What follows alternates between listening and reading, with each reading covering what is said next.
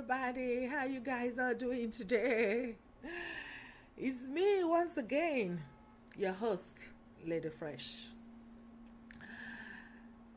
First, I want to say a very, very big thank you to everybody, to everyone who has supported me so far. I want to say thank you for all your likes, for comments. I want to thank you for following me. I want to say thank you for all your email messages, phone calls of encouragement. Thank you so much. Without you guys, I will not continue with this. Because, like I said from the beginning, change is not about one person. It cannot be done by one person alone, but always by a team. So I thank you guys so far for the support. And I also want to give credit and a very big shout out to all those who make videos of things we say, videos that we all watch on social media, videos that we post in our profiles, Facebook profiles and pages. I personally have posted a lot of videos in my page this couple of weeks. And I want to say thank you so much to the owners of those videos. And I want to also say thank you to those who take their time. They make write-ups and things concerning what is happening with the government, that is happening in our communities, in our society, in our country, states, and so on and so forth. I say thank you guys. Because of you, we are able to see what is happening.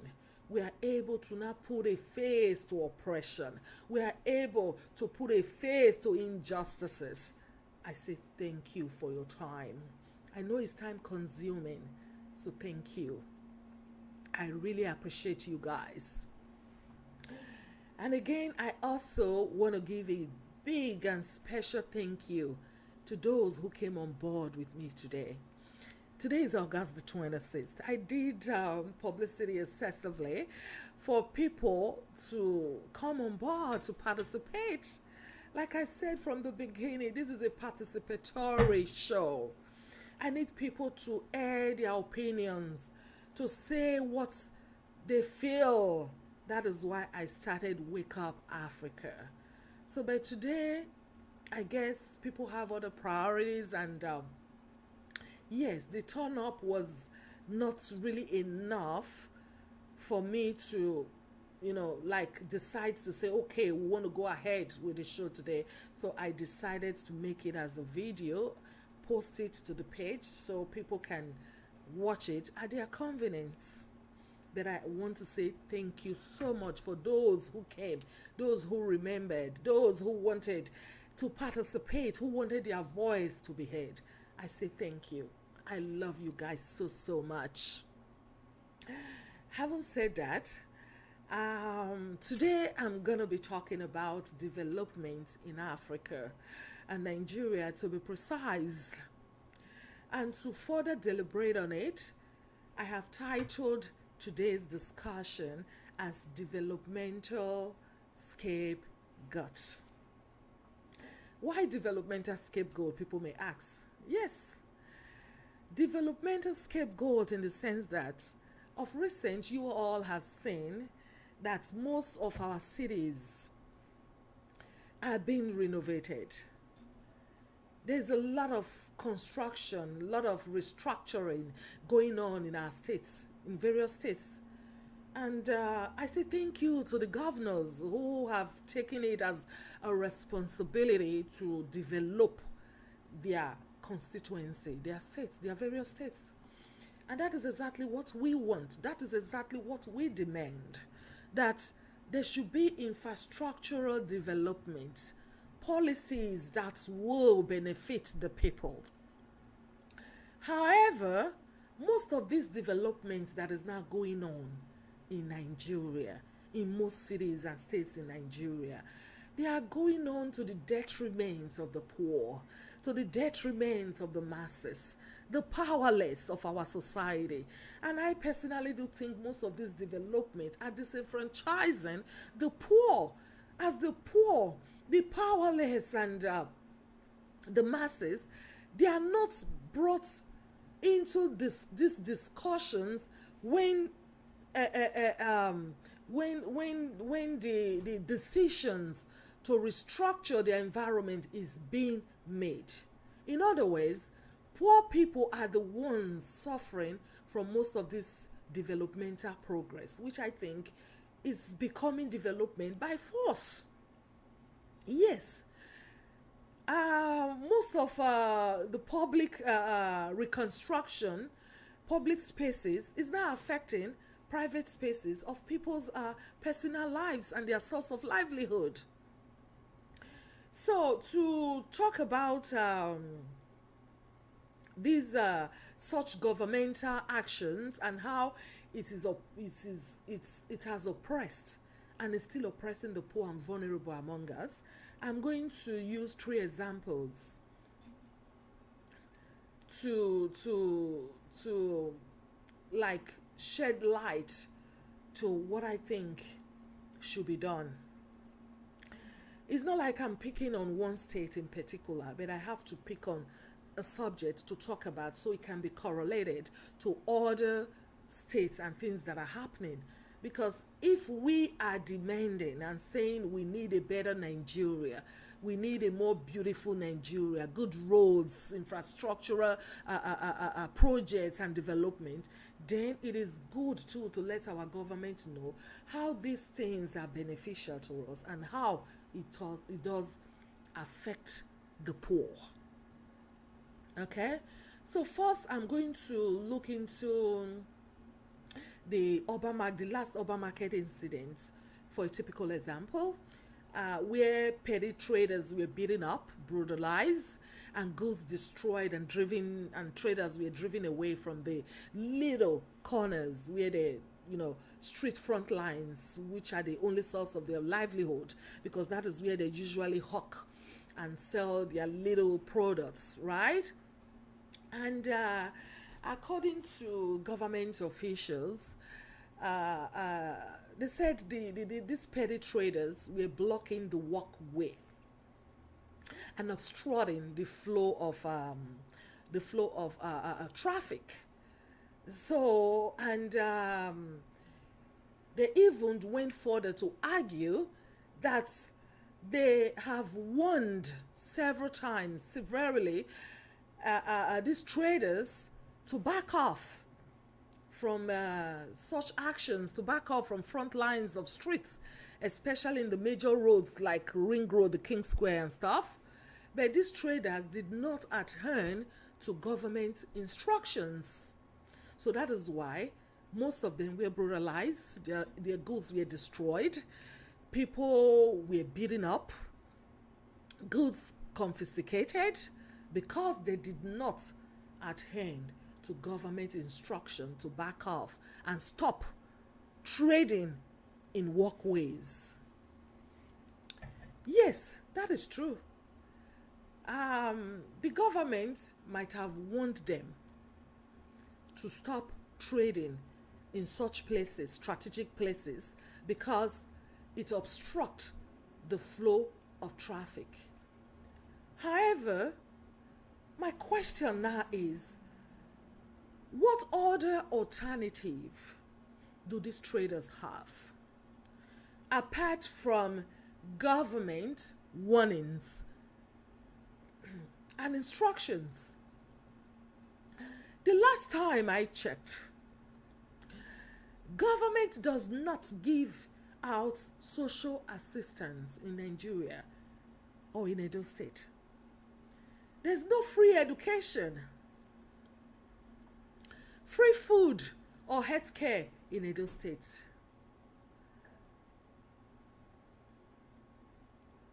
So, each destruction of a place in Edo State, there is always a consequence, because these traders, they have no other options than to keep hawking even when they are being warned not to go there. So, for example, if the government said they have warned them excessively not to trade in such places and these traders still continue, the government goes there to destroy a shopping complex. The thing is, the problem is not just for the owner. What about these poor people who rented shops in such complex? What now happens to them? What about their little goods? I can't remember Edo State giving out loans to petty traders to trade with.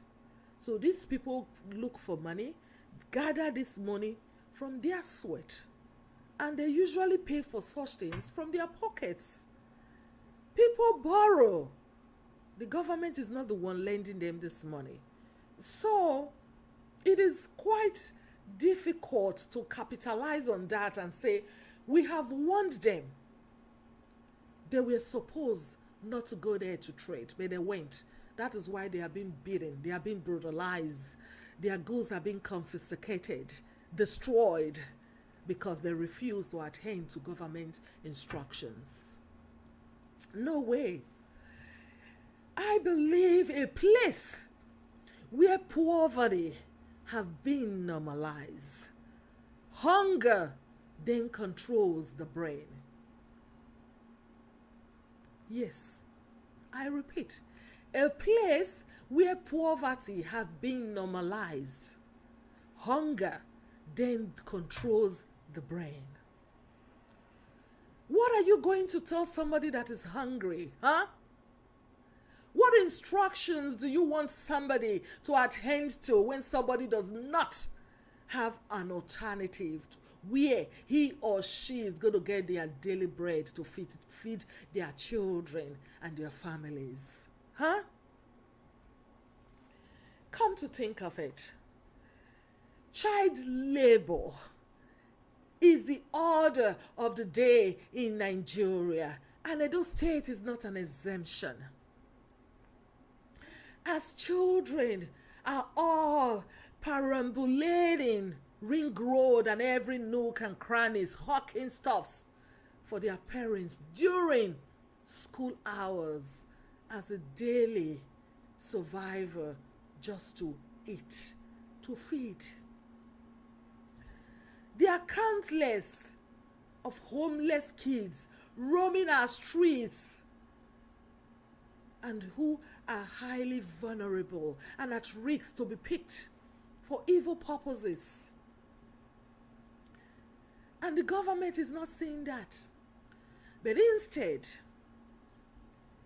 the government is driving most of these traders who are women back into chronic poverty, which further drives more children into our streets. Yes, we all can go ahead anyways and talk about government's way of doing things that we don't like. I mean, government negativities and what they do that we don't like. Nonetheless, everything too is not government's fault alone. No, everything cannot be government's fault. There's a lot of things going on, and this is kind of a double-sided equation. It's a two-edged sword. Yes. Before elaborating on that, first, we also have to commend the government, or precisely this governor, Obaseki, on the great changes and all effort he's making to make Edo State better. Yes. For example, I watched lots of video about this new governor. This is not hearsay or I had to ask anybody or what anybody has said about him. I did my own little research. This governor, I saw a video where this governor, for example, went to Edo Line. I saw cars in lamentable situations that need rehabilitation. Cars broken down. It's like Edo State, it's like Edo Line no longer exists, and this was once one of the best transportation line we had in Edo State back in the day. The governor went there, cars were all parked and they were all in shambles. The buildings, everything, like destroyed, and it was not functioning. The governor relocated most of the workers there, who for sure have been getting their salaries for like 3 to 4 years even without working. And he relocated them to Ministry of Transportation. Yes. And again, Benin Technical College, I watched it. I saw it where the governor went there and promised he was going to start rehabilitating the place. He was going to start renovations and bring more tech, make sure people can learn trade. That is what that Benin Technical College at Ugbowo was built for from the beginning. So it's a shame that such things have been shut down, and yet we all complain why thievery is not ending in our society. So by this governor, I watched it with my 2 eyes in the video where he went to Benin Technical College and promised to rehabilitate the place and make it functional. This other thing I saw was the concrete pavement road projects, which the governor is doing, trying to repair the roads, construct roads to calm the flood and erosion problems we've been having in Edo State. Also, agricultural programs. I saw one video where they said Saro Maize Farm, the Saro Maize Farm agricultural project. The governor is also embarking on that. So we should give credit to this governor and give him some time, I suggest, for him to walk through. So I really wanted to point out some of these things I saw that the government is doing, which is quite commendable, right? Yes. And especially, I want to thank the governor too, and we should not forget too, our Oba. Our new Oba too has a very big role to play in all these changes that is going on. Because remember, Edo State at some point in time, like, was not what you would have thought and said, okay, this is the Benin I grew up in. This is my lovely city. No. So these people are really working. For example, the lawlessness that existed with thugs and hoodlums, who at one point in time, like I was trying to say, thought Edo State was theirs to manage. And Ring Road was a lawless republic. In fact, at some point, situations there in Benin City was like watching the Godfather movie, if you all know what I mean. But thank goodness, this lawlessness have been curbed at least. So yes, it has been curbed and things are beginning to like function the way it is supposed to be. So I think we should be happy that we are moving towards progress. It is not done all at once. It is a gradual process. Yes. Well, so with that being said, I have to also check the traders' complexity in this whole situation. Yes. What part does these traders have in this issue? Because we know government have their parts to play, of course. But these traders also, they have their own part. They are playing in all this situation. For example, the urban market, was built in the early 90s during Oyegun's time, if I'm not mistaken. And that is almost 3 decades ago. And as of when it was inaugurated in the 90s, I remember we say the Iyekis, right? Which are market godmothers, have already monopolized the market for themselves. As like one person practically owning multiple shops, 20 or more, with the greedy intention of subletting, like renting it out. So what they do, these Iyekis, which are the market godmothers, they rent the shop from the government at a very, very low price. That was then, even before I left Nigeria. I'm talking about almost 3 decades ago, almost 30 years ago. So they rent these shops, keep it to themselves. They are only utilizing one, and they keep renting the other ones out at a very exuberant price to petty traders and ordinary people who cannot afford to rent such shops. Yes, and that is one of the major problems why you have traders in the front lines of our streets obstructing traffic. Again, the petty traders too have been used to lawlessness. Let's not forget, Nigeria, people have been acting as if there's no rule of law, just to put it that way. So people are kind of engulfed in that lawlessness. So even while you come and you want to impose new laws, it becomes a big problem. It becomes problematic. Yes. So most of these petty traders too, on their own part, they have been used, like I said, to living a lawless life. Nobody has controlled them. They can even go in front of the Oba Palace and shade their tomatoes or whatever and sell. They don't care. Yeah? Okay? So most of them who can even afford to rent a shop inside the major market have totally refused to do so. Instead, they prefer to shade in market front lines to gain more sales, and therefore obstructing customers from going into the major market to buy from others who pay rent. Yes, so if I can shade in the front of the market, I am not paying rent. When a customer comes to buy, they have to buy from me. So if they buy from me, why do they now have to go into the market, inside the market, to buy from those who have shades, who are paying rent? You see? So people tend to take the easiest way out, the shortest route towards making ends meet, towards making money. So that's another problem. People who can afford it, they don't want to rent a shop. They prefer to sell in the front lines of the market. And this contributes to obstructing of traffic. Yes.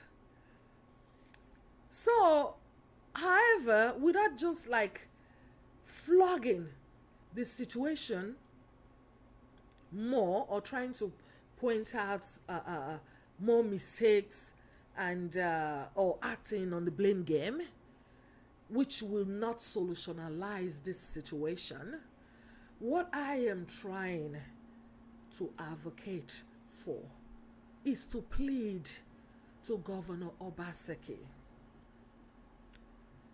and our great Oba, which I love and cherish very much, which I'm so proud of as a Bini woman. So now I'm giving a shout out to my Bini part, okay? Because I know the other video I said I'm from Ijo, and most people, oh my God, so now you forgot us? No. I love my Bini part also. So I love my Oba. Oba Gatokbe is so what I'm trying to advocate for is to plead to the Governor Obaseki and to our great Oba to please put the best interests of the masses at heart while all these restructurings are going on. Because the poor gets more impoverished. They get more disenfranchised and hopeless when the little they have is taken away or destroyed. We know there's a lot of lawlessness. To put law and order is not a one-day thing. People have been used to a certain way of life, to a certain way of handling things. Just coming and enforcing new laws on them without preparing them to embrace it is a big problem, especially when poverty is involved, especially when people are starving, especially when these poor traders, women especially, they are not getting governmental assistance. It is difficult. There is no mother who is starving, who does not have food at home to give to her children. There is no way she's going to listen to government instructions. We have to get that clear. Out of desperation, people can even go in front of the governor's house to shade. So, all I am saying is please take the needs of the masses into consideration while all these restructurings are going on in our communities. For example, Governor Obaseki, please look into collecting all these shops back from those who have more than 2 on their names and start renting them out for affordable prices to those who don't have at all. Please. Another thing, please, since most of Benin major markets are located in residential areas, which now make an extension, almost impossible, new markets should be built to meet the needs of the growing population. As most of these major markets we have in Edo State were built with a smaller population in mind. Now we are having more people living in Edo State. The market is no longer enough. Again, the amount people will be paying for shop will determine the goods they are selling. The rate for this shop should be affordable for all. But your rent as a cloth dealer cannot be the same as someone selling fish or oranges for survival. Please, if new markets are being constructed and built, that should be put into consideration. Even if the money, the rent is affordable to all, everybody's fingers are not equal. People who are selling more expensive goods can afford to pay the normal rate, which is already affordable. But the poorer ones who sell little things instead of hawking around, they will be able to get a space where they can make a living, where they can earn a livelihood. Another suggestion I want the governor to please look into is they should consider, consideration should be given to poor traders who cannot afford the rent on their own. Yes, for example, I'm going to say this in pidgin English. For example, those people where they sell oranges, mangoes, bananas, where they hawk corn for head, the waka, they cannot afford to get a shop, and so hawking will not end. Such people, they should be given the opportunity to join hands together. Like, for example, somebody who is selling mango, another one is selling oranges, the other one is selling maize, corn, and somebody else is selling banana. Under normal circumstances, these people put those little products on the tray and hawk it around the city. They can be given opportunity to come together and rent a shop in the market where everybody will have their own little table and little space to sell their product. Because if you wait for traders like that, to rent shop one by one from their pocket, that's not going to be possible. It is not realistic. Hawking will not end. So please, consideration should be given to such petty traders when constructing a new market. And because if government too really wants to beautify the city, you got to make some little sacrifices on your own part to keep people away from the streets. You are renovating and beautifying.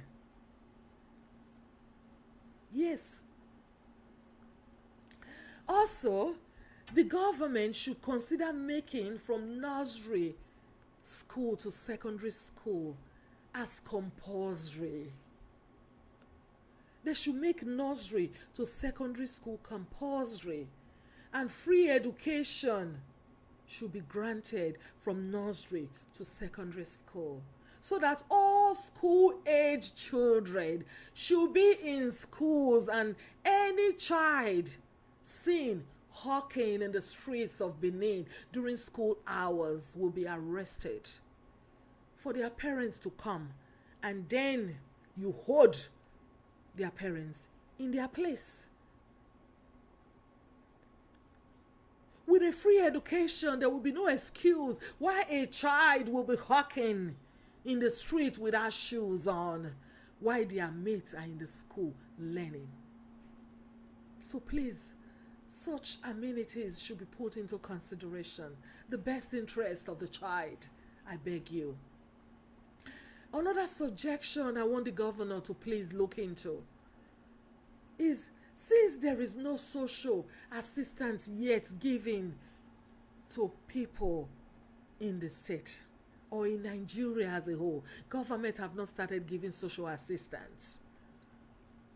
So please, I would like if Governor Obaseki can look into breakfast and lunch programs in nursery and primary schools at least, as that will help to lessen parents' desperation to shade or hawk goods even in front of governor's house when they are really desperate and they have to provide food for their children. My people, now pikin wey dey hungry, they mostly dey chop wench. Pikin wey eat belle full. No matter the food wey you give her, whether na spiritual, you come in a spiritual way or whatever, if in belle full, the belle don full. You no go dey eat for corner. And na hunger na make you dey see pikin dey hawk bread, pure water, 5 years old, 6 years old, 10 years old pikin. E dey street inside sun without shoe for leg. Dey hawk from one end of Benin City to the other end. All the nook and crannies, they don't waka and finish to fit bring money come house. And some of these children, out of poverty in their homes, if they no meet the quota where their family tell them to meet up with, that is the amount of money where they suppose bring come house, they beat the hell out of them. You know, they beat the hell out of them. So if breakfast and lunch programs are introduced in schools, this will help. And free education, children will be looking forward to wake up every day and go to school. At least they will get breakfast there that they don't get at home. Eat lunch, and by the time they come home, the little the parents have, they will be able to put on table for them, and that will even reduce all the street hawking. It will reduce the desperation of mothers going out to hawk anywhere, even when government is beating the hell out of them. They are still there the next day. It is somebody who have a means of livelihood that can listen to instructions. That is why I am pleading that the government, now that there is a lot of restructuring in our city, I'm pleading that our government should please look into these areas whereby citizens will not suffer much in the process of restructuring and renovating our city, in the process of beautifying it, which is exactly what we want as a people. Yes. Again, I know I have said it before. I know the government They try well. Beg that beg, make you try more. Governor Obaseki, try more. I know you just started. Everything is not done at once. We as human beings, we are insatiable, and our needs are insatiable, and we want everything at once. It takes a gradual process, because all these things that have stopped functioning in that state did not start one day. It has been through several administrations. So we cannot just put all the burden on this governor. Let's give him some time to do his work. So I am pleading that, yes, you are doing a lot of things, a lot of good things, but I beg, try more. And I beg, before you vex, they punish people, say they don't listen to your instruction. I beg, try look whether the problem or the situation where they affect these people big past your instructions. Yes. Before going further to punish people and say they don't listen, you have to look at the problem that is making them not to listen. If that problem is bigger than the instructions, then there have to be a resettlement program. There have to be an alternative to meet up to people's needs. If not, all these developments will not make sense. When the common man, the ordinary man, the poor people are suffering, how are they going to enjoy all this development? You know? Like, for example, where I am talking from now, oh my God, where they talk from, so if people not eat for one day because they not receive government assistance or government money where they receive every month, it delay. Especially for my job, I don't see enough. People will lose their goddamn minds. Yes, they go lose their mind. Say that money where government they give them, say because they know they work, they poor, or the one way not fit work, saying they sick. You get money where they receive, and if you no get time when month end, people go lose their mind, their goddamn mind. It not go even happen, because that wahala not be waiting they want.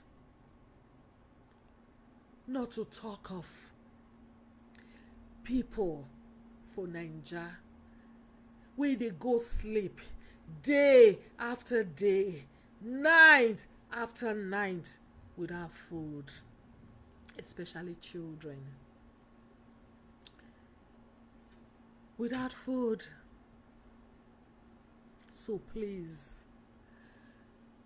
I beg the government, before any restructuring, reconstruction begins, please think of the citizens and how it go affect them. I beg una. Government, I beg you. And I'm directing this message to our sitting governor, Governor Obaseki. Please look into this issue. You are doing a good job, sir. Please continue. But please, I want the best interests of the masses to be put in on the table, to be addressed while all these things are going on, so that people are not further driven into chronic poverty. Okay, that being said, I think now I'm going to go into the next topic. I'm going to talk about Edo Ekiti. Yes, about the issue with Governor Fayose, how he visited the city employees, which are civil servants in Nigeria. Which I think that visit was quite arbitrary. It was an arbitrary act of oppression, an abuse of power. Yes. Excuse me.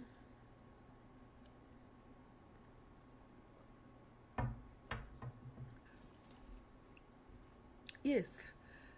However, before going further, I like to say there have been loads, as in loads of positive recommendations and good talks about Governor Fayose, right? I must say, in terms of development and educational standard in Ekiti State, among others, people love him. And they said he has done a great job in Ekiti. So I do congratulate him on that and all his good effort towards a better Ekiti State. However, this particular video I'm talking about, where he visited civil servants and how he talked down on them, was just so unprecedented and unfair as human beings.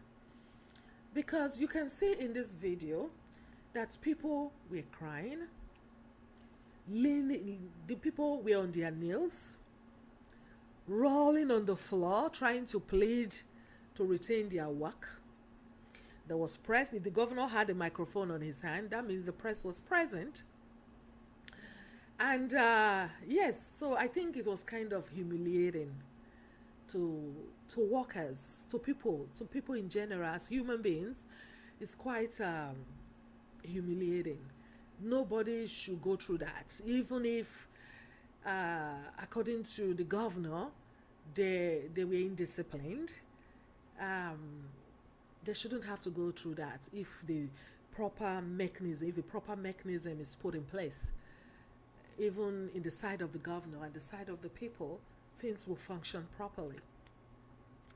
And you see, one of the problems we have in Nigeria is this respect syndrome. You know, we are people with great culture, and we do have respect for elders.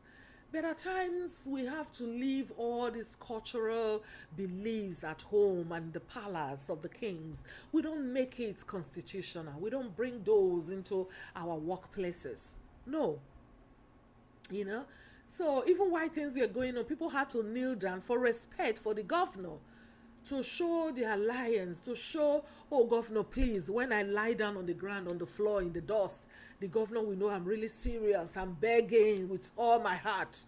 That should stop. And that is the same character people take to the offices. Even little bosses, they make them managers, they make them supervisors, and they want you to carry their purse for them, carry their handbags for them. Madam, and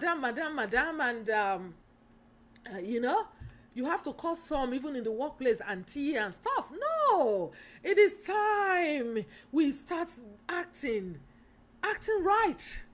If you are in the office, even here, there's respect. Don't get me wrong. Mr. Charles, for example, Miss this. And at times people don't care. They just want you to call them by their first name or their last name. So all this auntie, uncle and stuff in the workplace, please, put that aside. That has nothing to do with, trying to work in a workplace. You don't need those,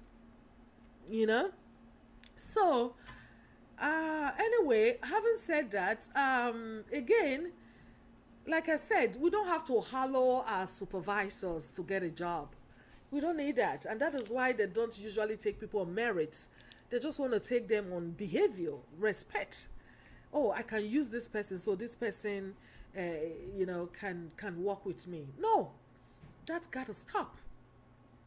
Yes, and again, it is quite a pity that we, as a people or our leaders, they tend to want to spend more energy and more money and time in punishment than preventative measures. Why do I say that? Fine, with all this restructuring going on, I just talked about the one of Edo State, and I'm referring to Ekiti now because I know those destruction of markets in Edo in Edo States and other things that are going on does not happen in Edo State alone. It's happening in everywhere where the governor has the best interest of the people at heart, and they are trying to give a beautiful facelift to their cities. So such things happen. So I'm saying that so that they can also put those measures into consideration in other states where restructuring is happening. And that is the same thing I'm trying to do with this Ekiti's situation, right? Yeah. So we tend to spend more money, like I said, in punishment instead of spending such money, energy, and time in preventative measures. right? Introducing preventative measures. For example, we all want to emulate the West to enforce discipline in our workforce, which is not bad at all. It is not bad at all. You know? But what I don't understand is, if we have to emulate how people are behaving in the West, that is, we want copy Oyibo way of behaving, to be civilized, to do things accordingly, right? Then the right mechanisms have to be put in place too. Yes. That is why I said all this restructuring is a double-sided equation, is a two-edged sword. The one side is for the people and the other side is for the leader, which is the governor in this case. Yes. Because if you don't have the right mechanisms put in place, how do you want city employees, civil servants to function? Before you punish people for not adhering to instructions or listening to you, you have to also put the right mechanisms in place to facilitate that respect, to facilitate their work, so that they will be able to function accordingly and give you what you want, so they will be able to meet up to your demands. Yes. For example, the roads leading to city jobs, for example, they are not tied. These roads are not tied. People have to fight their ways to get to work every day. There's no right transportation system put in place, like buses, trains, streetcars, traffic lights and stuff. Like me, if I don't want to drive here and I want to go to work, I hop into the train. Why not? There is bus 24/7, even 4 a.m. in the morning. You can catch a bus and go to wherever you want. From the beginning, from one end of the city to the other end of Toronto, you can go anywhere, because all these mechanisms are put in place. So you don't have an excuse to say, oh, the bus was not working, that's why I didn't come to work today. Oh no, hell no. There is train. The train is not working there on street. Oh, there is streetcars. And if that is not working, trust me, the government will bring out buses. Emergency buses from one end to the other, and then we announce it everywhere that if you are in so area, you go to this side, buses are there taking people to the other direction. So you don't have excuses. That's what I'm trying to say. Before you start punishing civil servants, city employees, will call them here, you have to put the right mechanisms in place to facilitate what you want, for them to be able to meet up to your demands. Yes. And again, policies. What kind of policies do we have in our governmental institutions? For example, we have, there should be policy for lateness. People should be able to call in sick at work for emergency purposes. So if all these policies are in place, people have no choice, once they sign that contract, not to adhere to what they have signed. And again, government jobs do have departmental supervisors and managers, whereby in each group, you share workers into groups. In each group of 10 people, for example, 5 to 10 people, you have a supervisor, a direct supervisor who speaks to the manager. The institution will have a manager, and you have various supervisors. You can have like 10 supervisors in one governmental institution who supervises people. You know what I mean? Yes. So if all these mechanisms are in place, what is the governor going to do there? Again, how do you want people to function when you as a leader, like I said, have not put the right mechanism in place to create that atmosphere of discipline? However, let's not undermine the civil servants' part of all this too. Like I said, it is a double-edged sword. Because sometimes our governors have no other choice than to enforce drastic disciplinary measures to control such indiscipline among its employees. Huh? Because if Governor Fayose went there himself early morning, with the purpose of catching them red-handed, and considering all the work he has on his table to tackle, he got up that early morning and went there to catch them. You must understand that he must have been frustrated after telling them time without number. They sit from such indiscipline. People have to work for what they are being paid for. So you must understand that too in the governor's side, that he must have said it several times, like he said in the video. Say, we have warned them several times. They did not attend to it. They keep coming late. So we have to also look at city employees, civil servants in Nigeria, how them too, they behave. So the blame should not be the governor alone. So let's not forget, like I said, some of our civil servants, or rather city employees, are quite very indisciplined. Yes. Just by looking at how they service and treat us Nigerians in the diasporas, in their embassies here. Both in Europe, in North America, every Nigeria embassies I've gone to, come on, they are the same. Their modus operandi is the same.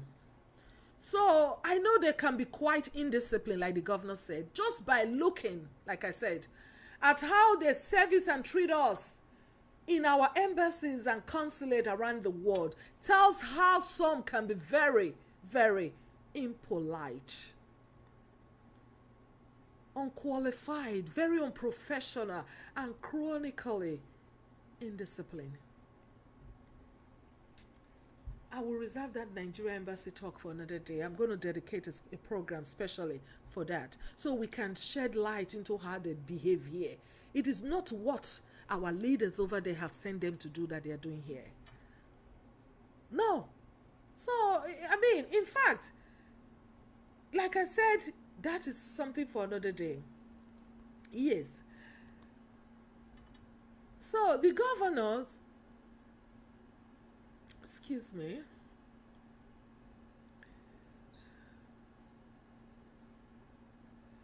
so the governor, what I want to say is, like I said from the beginning, Governor Fayose has been a governor that a lot of people love.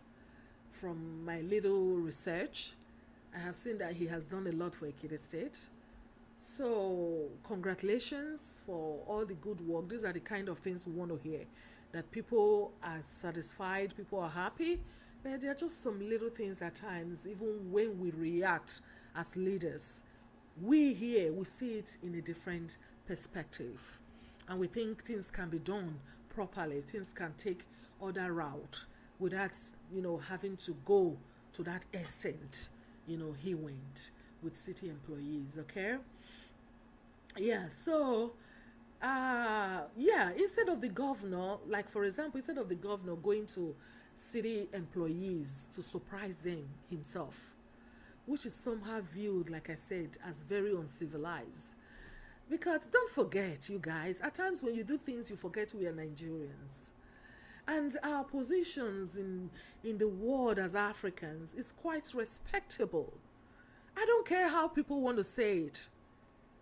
We make news everywhere we go. And there's a lot of educated Nigerians in the diaspora who see certain things and we get, we are ashamed of how things are being done.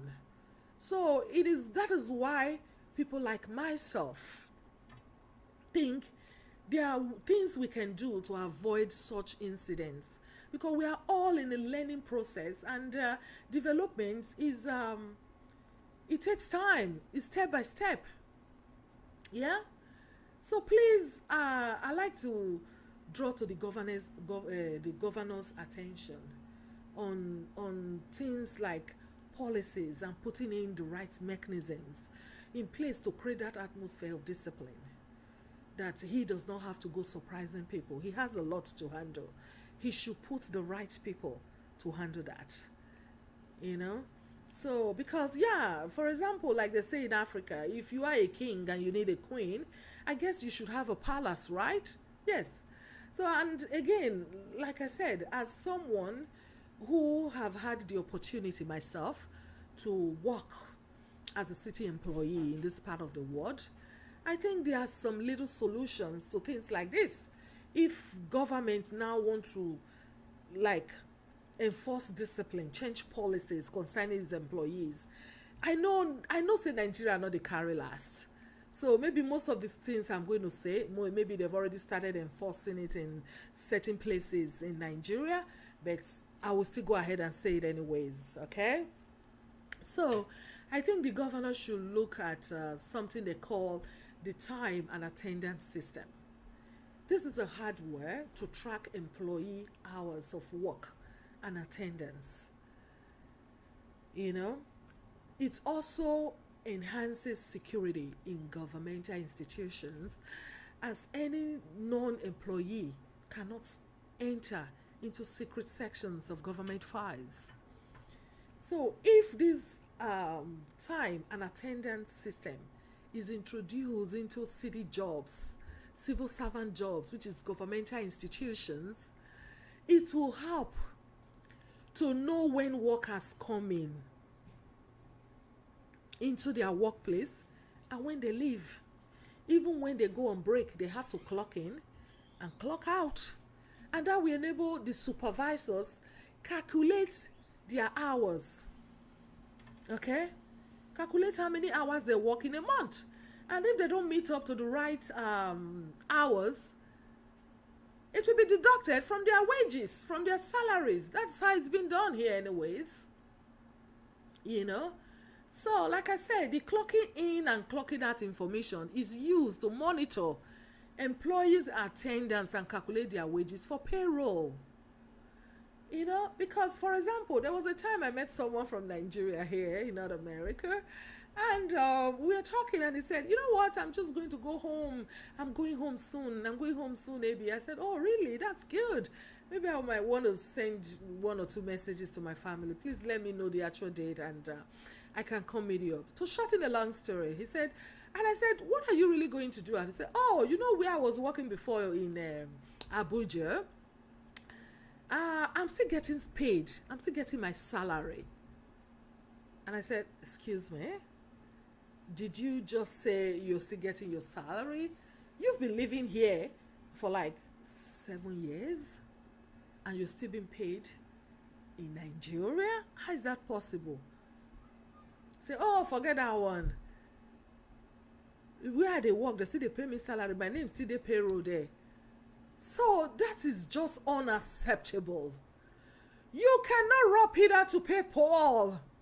How dare somebody who left Nigeria 7 years ago is still being paid in a work he left, when there are thousands and millions of citizens over there who want that job for survival and they are not getting a headway to find one, and somebody is getting money for something he or she did not work for. So if there is this clocking in and clocking out system in our institutions, it will help to calm down this fraud whereby ghost workers are being paid when there are people physically present to do these jobs and they cannot get it. So please, the government should look into that. And I know Governor Fayose can do that for Ekiti. This is a man who wants to enforce discipline in his constituency. I want you to look into this, sir. It is something that you can look into. And it will help you. It will save you a lot of headache. Because for you to have gone to catch city employees unawares, I can feel that passion of trying to enforce discipline, of trying to make people do the right thing at the right time. So you don't have to over stress yourself over things. You just introduce the clock in and clock out attendance system, which will help you a lot. And another kind of way you can put things in check is like this clocking in and clocking out. It can come in form of like a swipe card, where people, with a barcode, it has a swipe card with a barcode. So when you swipe it, all your data will show. So if you are not a member of that particular institution, for example, Ministry of Works, you can get in, first of all. And it helps to know who was there at a particular time, what you did, who came in, who went out. If anything is missing or lacking, you know who to hold responsible. There's another one called the biometric devices. It uses fingerprints. It's a fingerprint scanner. For you to get in, you put in your thumbprint. So there's another one called voice recognition device, which will also help. So I think most of all these things should be put into consideration now that we are developing. So we should introduce more of technological development too, to be able to solve most of these problems we are facing. And all these mechanisms put in place, it will help to cope fraudulent acts in government institutions, as even managers and supervisors will have to clock in and clock out their hours. So imagine if a manager of an institution or a direct supervisor have to clock in and clock out their own hours for them to be paid.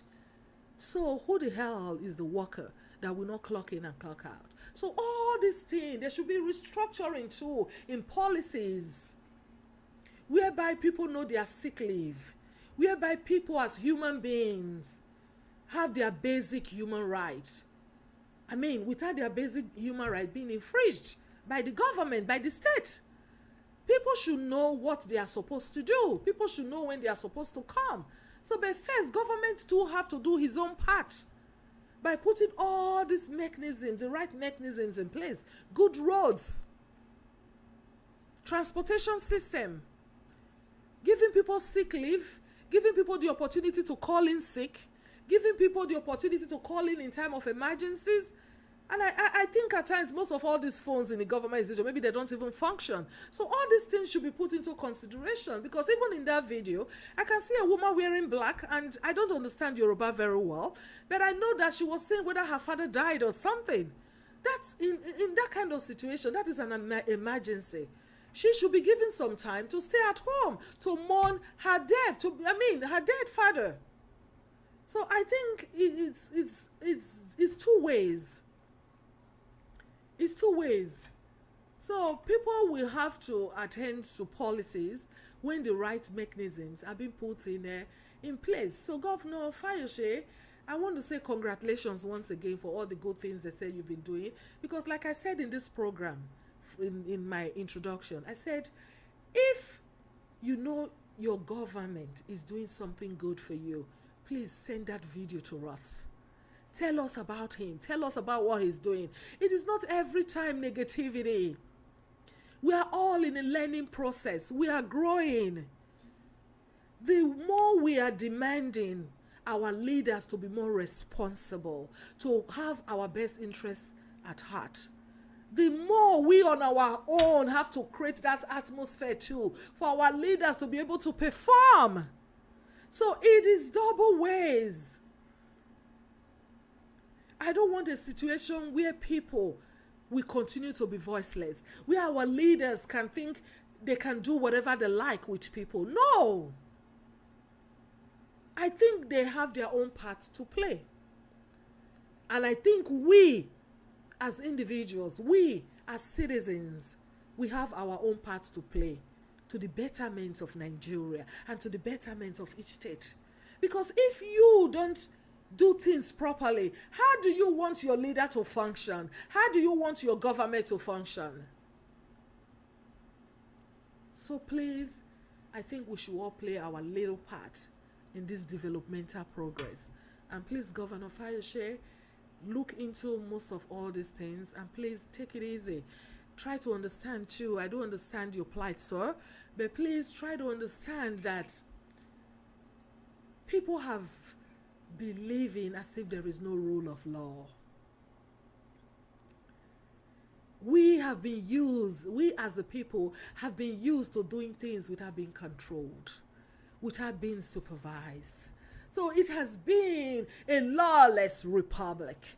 So now when new governors are coming and developments are taking place and things are being restructured, including behaviors, it becomes really problematic for people to now adjust to this new life, to these new policies, because they've not been used to it.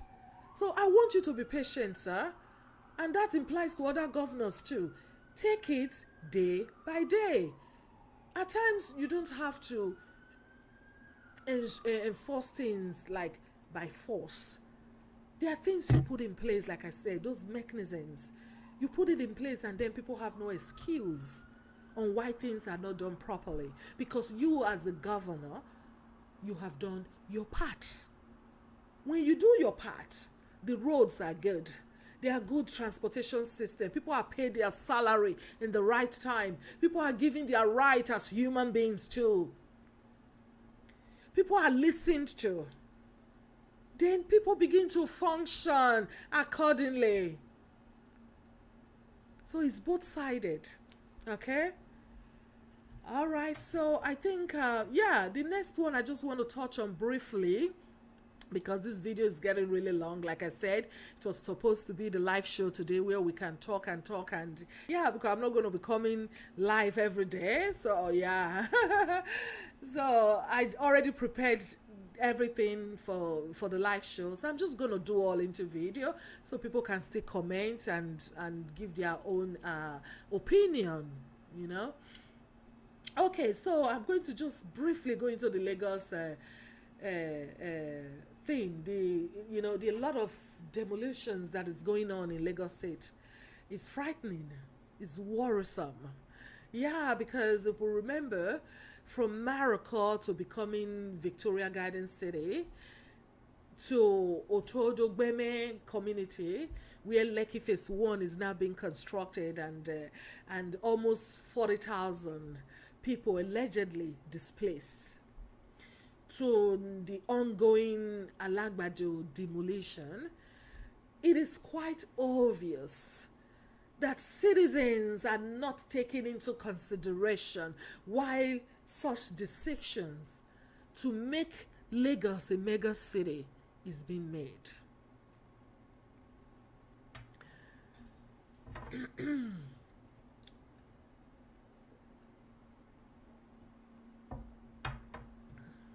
Excuse me. Yes. You see,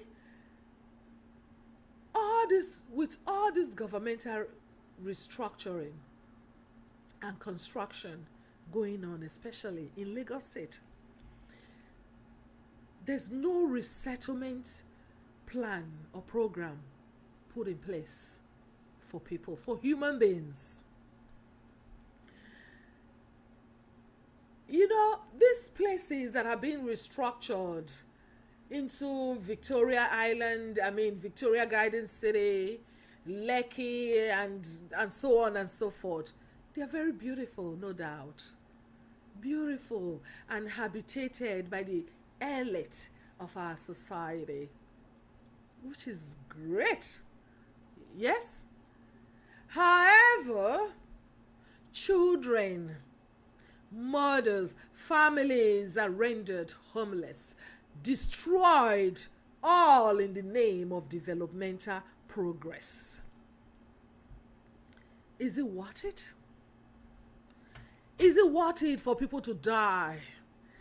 Is development worth it for people to starve? For children to be homeless in a city like Lagos, that even as an able-bodied person who rents an apartment, just miss your rent, you are already homeless. You won't get somebody to help you. Not to talk of people who are coming from the slums of Lagos.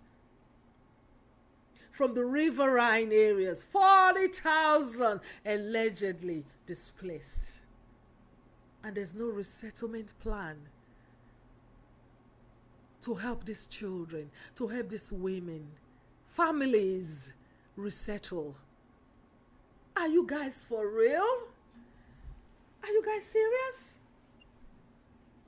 So what is all this development about when people have to suffer for others to enjoy? What a shame.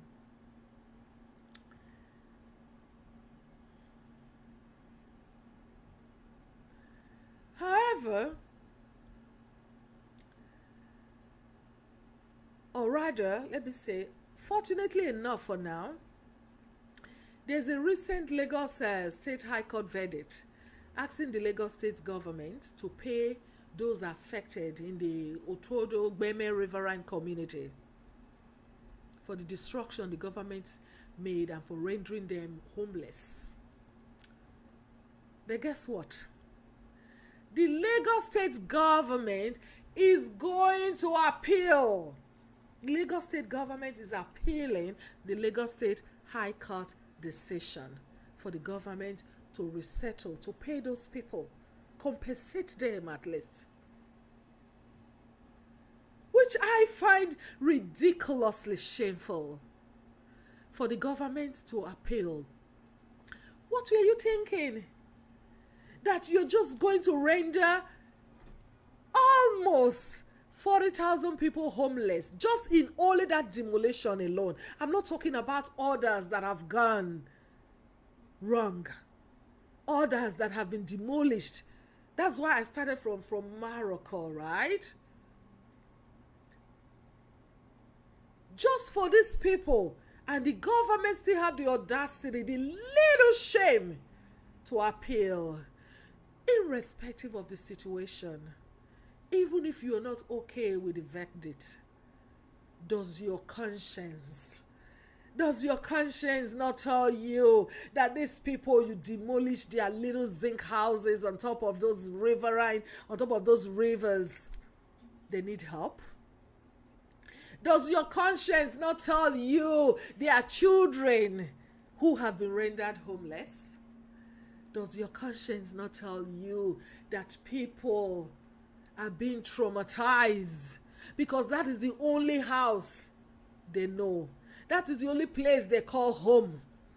That you destroyed because you want to build beautiful houses for rich people. So those poor people, they were constituting a nuisance.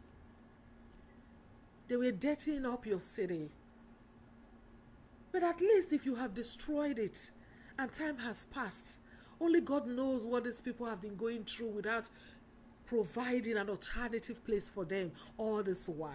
And now that the state finally gave them a voice, the government is still going to appeal that decision. Do you believe these people?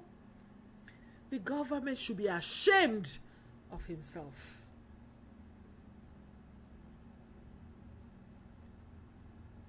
That is why I am saying that we should come together and holistically advocate for the poor in our society, advocate for the powerless. Because there's a lot of people suffering. We can't leave everybody for his or herself and God for us all. People are just dying unjustly out of poverty, out of oppression. So now that you want to appeal this High Court decision to compensate these people, before the appeal will come to force, before there will be a decision made on the appeal you are soliciting, most of all these people would have died in pains.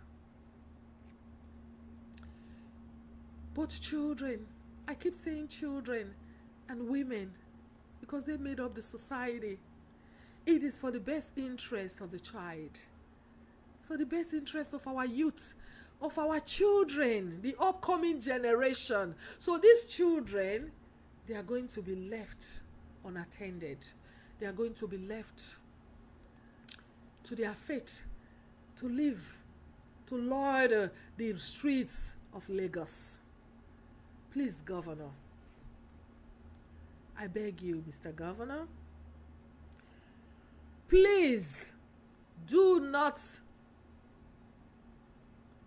fight the decision. It is ungodly. It is unconstitutional for you to do that. It is inhuman.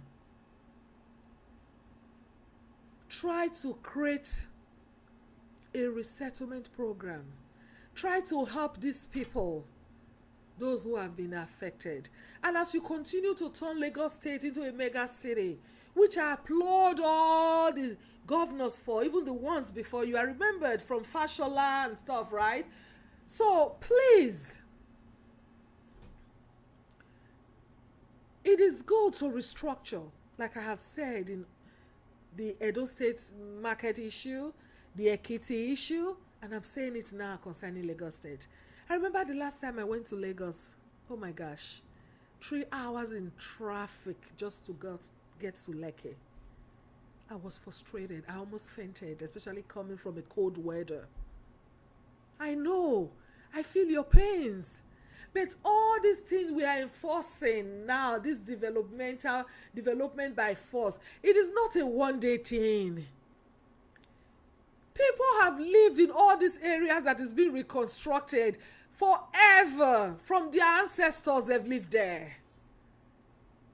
So there are a lot of things that has to be put into consideration why the government is trying to beautify our cities. Why the government is trying to make life easy for us. It should not be to the detriment of others. That is all I'm saying. And you don't have to go and fight for appeal. For what? You want to appeal that what? That you are not supposed to compensate these people, they are supposed to die? That you drove them from where they call home? More than 30 to 40,000 people? That you are not supposed to help them? That you didn't put a resettlement program in place? Is that what you are going to appeal? Please. Stop. It is inhuman. You don't need to do that. Try to compensate them in any little way that you can. They deserve it. It is not about who is right or who is wrong in this case. It is about what is right as human beings. Help them in every little way that you can. You drove them from where they knew, even if that land is government property, but they have lived there for over a century. Now where do they go?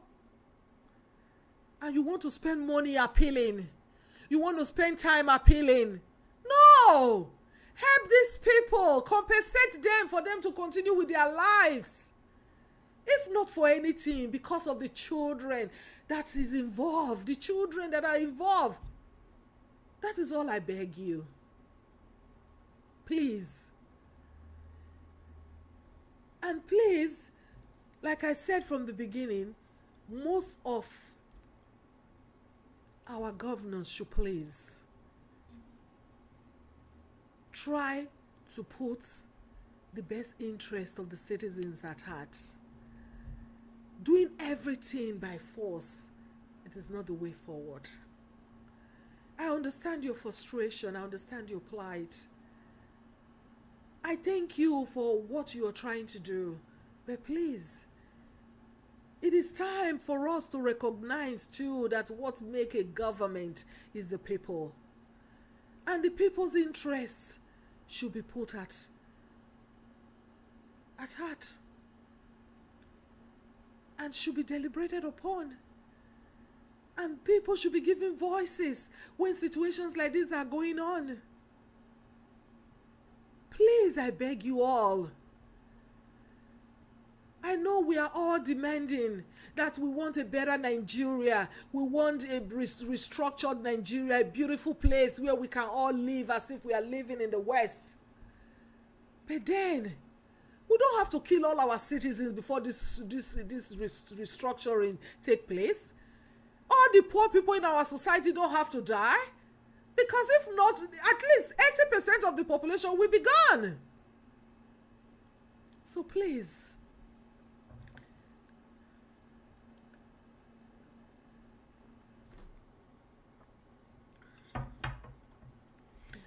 I beg you all to look into all this situation, to put the best interest of the masses into everything you're doing, while you all are making these decisions to restructure, to redevelop, to beautify, to turn your cities into an exemplary city, to mega city, cosmopolitan cities, which are good. I like to come to Nigeria and say, oh my gosh, so beautiful. I can now move from one end of Lagos to the other without sweating, without having to take my jackets, my suit or whatever off. Oh my God, this is beautiful to behold. And I also like to go to Benin City, where I grew up, and see how lovable the place have become, and see how beautiful our governor has turned the place into. But I don't want to see beautiful things, and when I look behind, people died for this place to be beautiful because they starved to death, or they were driven from their houses and they died, or people are going through serious and chronic poverty because the government did not put them into consideration while trying to develop and turn the cities into mega cities. So I beg you all, I am not a politician, I'm a social worker and a human rights advocate. I want to speak for those who cannot speak for themselves. I want them to understand that I might not be experiencing these same situations with them, so I cannot speak firsthand of the pains they feel. However, I share it with them, and I want them to understand that our governors are listening. They are human beings. They are people we can speak to. We put them there. We made them our governor. It is a democratic election. We choose them democratically, and we believe in them. I want people to believe in their government, in their governors. I don't want people to be afraid that because our street is bad, there's been erosion, there's been flood, and now government is repairing streets in Edo State, or government is repairing houses and lands or streets in Lagos State or Ekiti, or in Enugu, or in Aba, or in Port Harcourt, or whatever city. And now the government is going to destroy our house. We don't have anywhere to go. And this is the house of our parents, of our ancestors. I don't want people to wake up like that every day afraid. Why all these things are going on? I don't want women and children to think, where are they going to get their next food when they don't have money to rent a shade, to rent a spot in the market, and the government does not allow them to hawk where they usually hawk. People make $2, or even $1 for a living, hawking just to feed their children. The poverty rate is serious.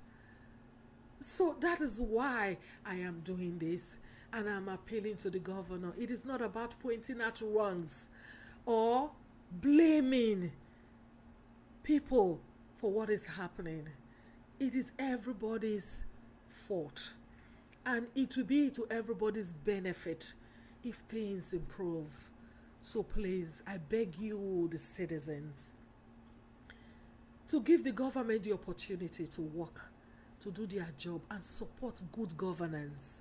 The good ones and the bad ones speak towards the negativities or the things you think they are not doing right. And to the good ones, commend them, congratulate them when they are doing good things, and give them the opportunity to work.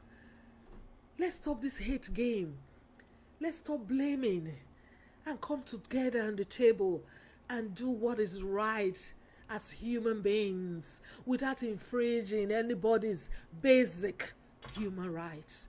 That is all what I am pleading for. And I say thank you all for listening. Please share this video.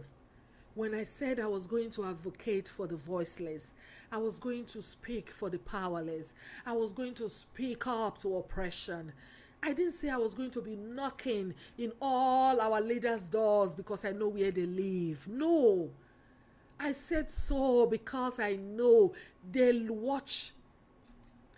Most of them are technologically savvy. They go on Facebook, they watch videos. Don't think they are not listening. People hear, people see and send it to them. So if you don't share this video, you don't share my videos, these things I am saying and all these suggestions I am trying to bring out to the knowledge of these governors, it won't get to them. And if it does not get to them, there will not be a solution. These things will not be taken into account. So please share. I am not asking you for money. I don't need it. With a master's degree in social work and what I have here, I don't need it.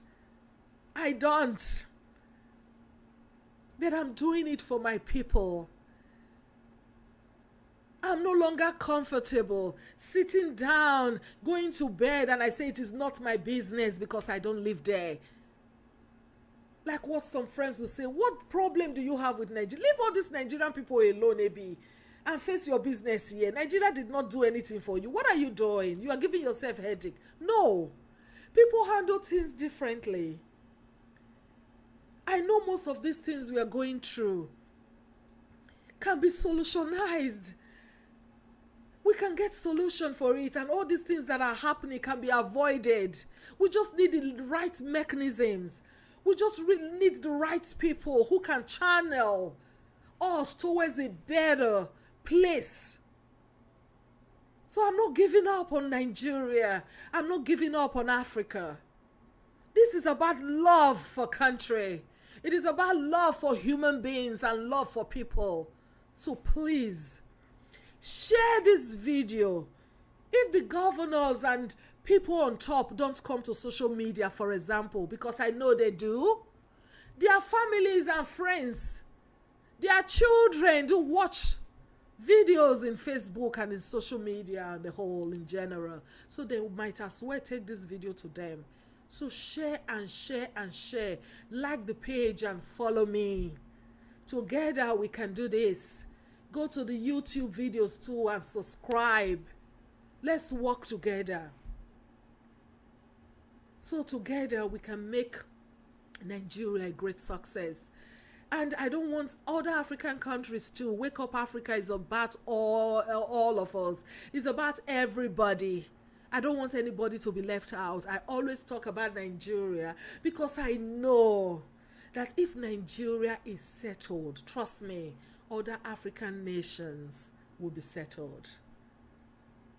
Nigeria is the big sister. So it is time for us, make we get some sense, Naija, get some sense. A lot of people believe in us. A lot of people, they watch us to copy. So make una get some sense. If una see governor wey they do something, make una praise am. And governor wey true they do something, I take God beg you, think of people.